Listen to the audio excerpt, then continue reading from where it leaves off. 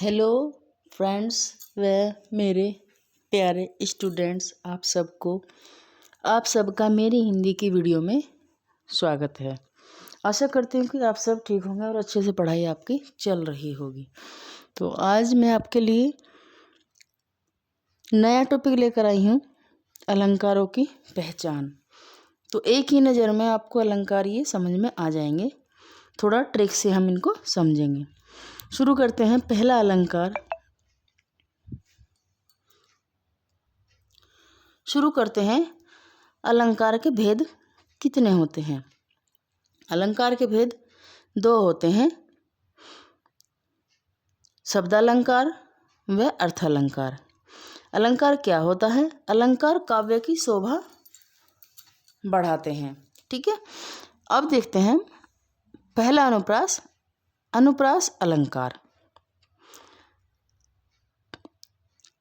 पंक्तियों में वर्णों की आवर्ती बार बार हो तो अनुप्रास अलंकार होता है। जैसे उदाहरण में देखेंगे, तरनी तनुजा तटतमाल तरोवर बहुचाय। इस तरह से इस पंक्ति में कितनी बार वर्णों की आवर्ती हुई है, उसी ट्रिक से यह हमारा अनुप्रास अलंकार की पंक्तियां हो जाएंगी। अगला अलंकार हो जाएगा हमारा यमक अलंकार। एक शब्द दो बार आए और दोनों का अर्थ भिन्न हो तब वहाँ पर यमक अलंकार होता है। जैसे उदाहरण में देखेंगे पंक्तियों के द्वारा, काली घटा का घमंड घटा।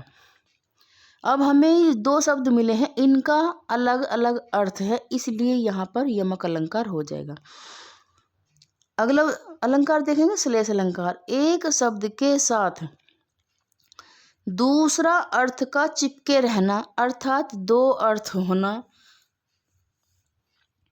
तो इसे हम श्लेष अलंकार कहते हैं। जैसे उदाहरण के द्वारा देखेंगे इन पंक्तियों में किस तरह से हमारा ये श्लेष अलंकार बनता है। रहीमन पानी राखिए बिन पानी सब सून, पानी गए न उबरे मोती मानुस चून। इसमें ये तीन बार पानी आया है, तीनों का अर्थ अलग अलग है, इसलिए यहाँ पर श्लेष अलंकार हो जाता है। अगला अलंकार आता है हमारा वक्रोक्ति अलंकार।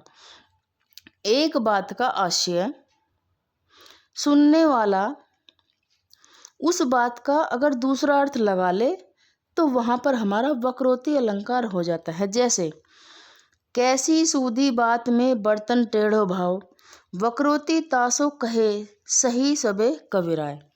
तो इसमें हम कितनी भी सीधी बात आपको बताएं, लेकिन आपको उस बात में फिर भी टेढ़ापन ही नज़र आ रहा है कि इसने मुझे ये बात इस तरह सही तरह से नहीं बताई, इसलिए यहाँ पर वक्रोक्ति अलंकार हो जाएगा। आगे चलते हैं। अगला अलंकार आता है हमारा उपमा अलंकार। सब कुछ देखते हुए भी एक व्यक्ति या वस्तु प्राणी की तुलना दूसरी वस्तु या प्राणी से की जाती है, तो वहाँ पर हमारा उपमा अलंकार हो जाता है। अब देखते हैं उदाहरण के माध्यम से। सबको पता है कि नीलिमा बहुत सुंदर लड़की है, लेकिन उसकी तुलना फिर भी चंद्रमा से की गई है, तो यहाँ पर हमारा उपमा अलंकार हो जाएगा। अगला अलंकार है हमारा रूपक अलंकार। जहाँ पर गुण की अत्यंत समानता होती है पर उपमेय में ही उपमान का अभेद आरोप होता है, तो वहाँ पर हमारा रूपक अलंकार होता है। जैसे अभेद आरोप दिखाया जाता है इसमें, तो वो देखते हैं कैसे आरोप लगाता है। उदाहरण के माध्यम से, विषय वारी मन मीन भिन्न नाही होत कभू पल एक। विषय का पानी पर, मन का मीन पर, उपमेय में उपमान का अभेद आरोप किया जाता है, इसलिए यहाँ पर हमारा रूपक अलंकार हो जाएगा। अगला अलंकार हमारा आता है उत्प्रेक्षा अलंकार। जहाँ पर ये बोधक चिन्ह मिल जाए तो वहाँ पर उत्प्रेक्षा अलंकार होता है। वो चिन्ह कौन से हैं, उदाहरण के माध्यम से आपको बताएंगे।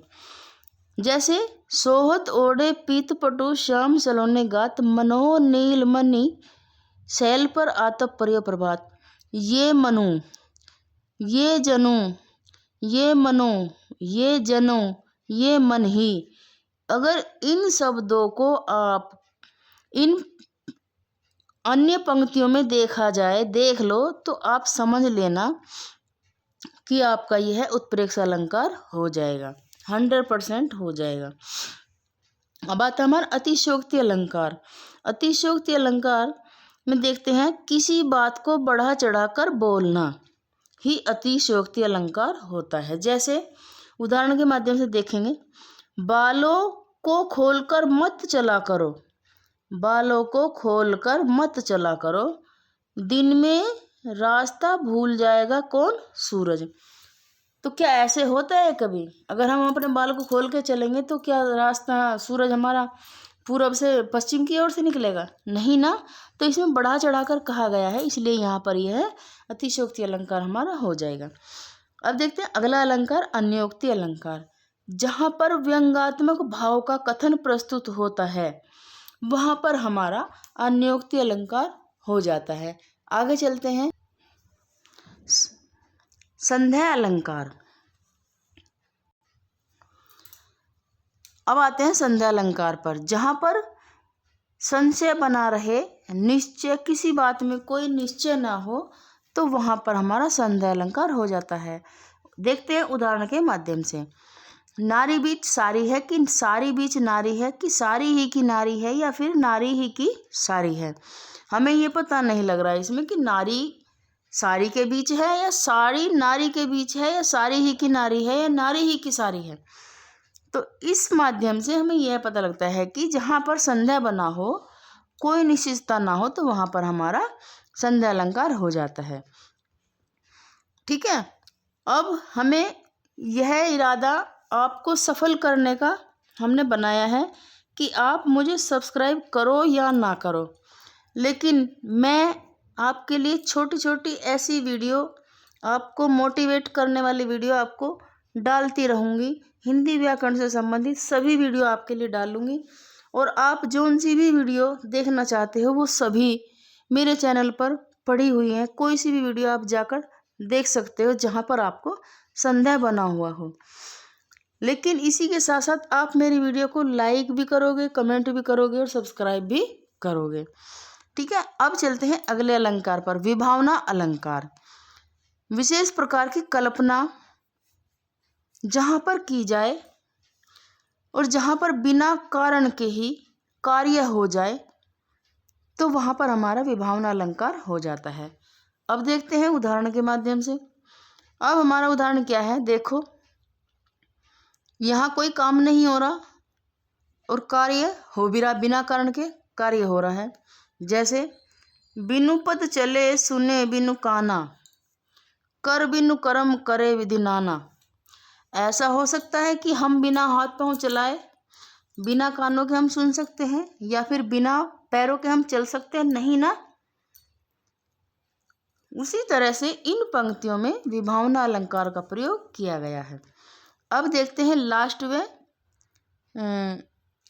व आखिरी अलंकार। ठीक है। वीडियो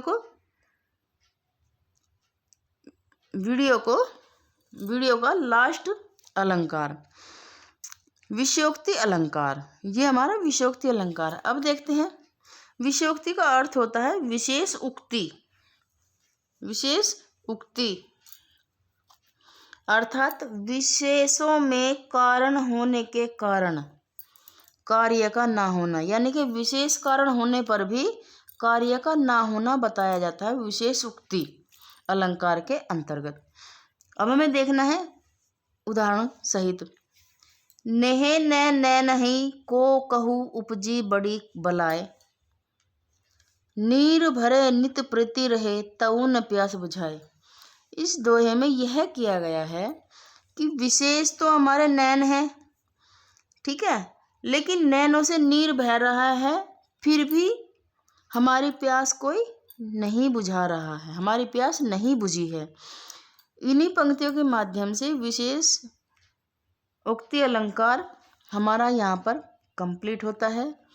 मेरी छोटी सी वीडियो आपको अच्छी लगी हो तो आप मुझे लाइक, कमेंट, सब्सक्राइब भी करें और ज़्यादा से ज़्यादा लाइक शेयर करें। ज़्यादा से ज़्यादा लाइक कमेंट करें